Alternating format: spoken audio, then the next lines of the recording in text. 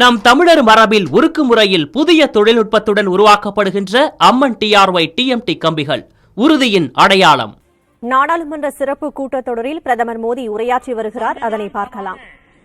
उस समय अपना दैनिक भत्ता 45 रुपये से कम करके 40 कर दिया था. उनको लगा हमें इसको कम करना चाहिए. आदरणीय अध्यक्ष जी, यही सदन है. कैंटीन में मिलने वाली सब्सिडी जो बहुत कम पैसे में खाना मिलता था, इसी सदस्यों ने उस सब्सिडी को भी खत्म कर दिया और पूरा पैसा देकर के अब कैंटीन में खाते हैं. आदरणीय अध्यक्ष जी, कोरोना काल में जब जरूरत पड़ी तो यही सांसद जिन्होंने एमपी लेड फंड को छोड़ दिया और देश को इस संकट की घड़ी में मदद करने के लिए आगे आए. इतना ही नहीं, कोरोना काल में इसी सदन के सांसदों ने अपने तनख्वाह में 30% कटौती की और उन्होंने देश के सामने आए हुए संकट में अपनी बहुत बड़ी जिम्मेवारी निभाई. आदरणीय अध्यक्ष जी, हम गर्व से कह सकते हैं, ये सदन में बैठे हुए लोग भी कह सकते हैं, हमारे पूर्वज जो सदन में बैठे थे वो भी कह सकते हैं कि हम ही लोग हैं जिन्होंने हम पर डिसिप्लिन लाने के लिए हमारे यहां जनप्रतिनिधित्व कानून में समय समय पर कठोरता बरती. नियम हमने ही लादे, हमने ही तय किया कि नहीं, जनप्रतिनिधि के जीवन में ये नहीं हो सकता. मैं मानता हूं ये जीवंत लोकतंत्र का बहुत बड़ा उदाहरण है और ये सदन ने दिया है, यही माननीय सांसदों ने दिया है और हमारी पुरानी पीढ़ी के सांसदों ने दिया है. और मैं मानता हूं कि कभी कभी उन चीजों को भी याद करना चाहिए. आदरणीय अध्यक्ष जी, हम जो वर्तमान सांसद हैं उनके लिए तो ये विशेष सौभाग्य का अवसर है.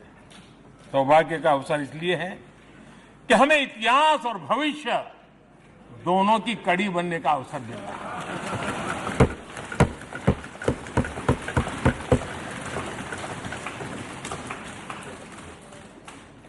कल और आज से जुड़ने का हमें अवसर मिल रहा है और आने वाली कल निर्माण करने का एक नया विश्वास, नया उमंग, नए उत्साह के साथ हम यहां से विदाई लेने वाले हैं. आदरणीय अध्यक्ष महोदय, आज का दिवस सिर्फ और सिर्फ इस सदन के सभी 7,500 जनप्रतिनिधि रह चुके हैं उनके गौरवगान का पल है. इन दीवारों से हमने जो प्रेरणा पाई है, जो नया विश्वास पाया है, उसको लेकर जाने का है. बहुत सी बातें ऐसी थी जो सदन में हर किसी की ताली की हकदार थी, लेकिन शायद राजनीति उसमें भी आड़े आ रही है. नेहरू जी के योगदान का गौरवगान अगर इस सदन में होता है, कौन सदस्य होगा जिसको ताली बजाने का मन न कर जाए. लेकिन उसके बावजूद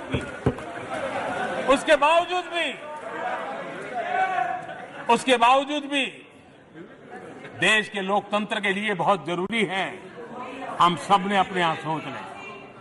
आदरणीय अध्यक्ष जी, मुझे पूरा विश्वास है कि आपके मार्गदर्शन में और इस अनुभवी माननीय सांसदों के सामर्थ्य से हम नई संसद में जब जाएंगे तो नए विश्वास के साथ जाएंगे. मैं फिर एक बार, आज पूरा दिवस आपने इन पुरानी स्मृतियों को ताजा करने के लिए दिया, एक अच्छे वातावरण में सबको याद करने का मौका दिया. इसके लिए मैं आप सबका, आपका हृदय से आभार व्यक्त करता हूं और मैं सभी सदस्यों से आग्रह करूंगा कि अपने जीवन की ऐसी मधुर यादों को यहां हम जरूर व्यक्त करें ताकि देश तक पहुंचे कि सचमुच में ये हमारा सदन, ये हमारे जनप्रतिनिधियों की गतिविधि सच्चे अर्थ में देश को समर्पित है. इसका भाव लोगों के तक पहुंचे, इसी एक अपेक्षा के साथ मैं फिर एक बार इस धरती को प्रणाम करता हूं, इस सदन को प्रणाम करता हूं.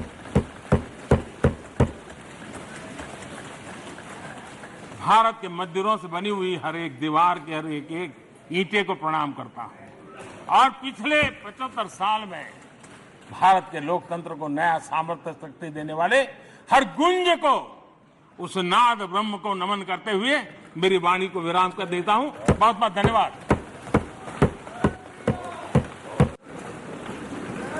माननीय सदस्यगण, माननीय प्रधानमंत्री जी ने इस सदन की सीख, अनुभव, यहाँ की प्रेरणा, यहाँ की गूंज के बारे में व्यक्त किया है।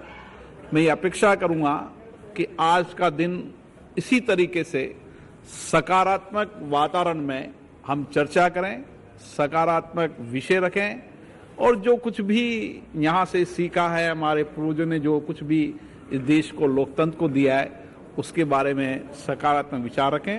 आप सभी को बहुत बहुत धन्यवाद। நம் தமிழர் மரபில் உருக்கு முறையில் புதிய தொழில்நுட்பத்துடன் உருவாக்கப்படுகின்ற அம்மன் TRY TMT கம்பிகள் உறுதியின் அடையாளம்.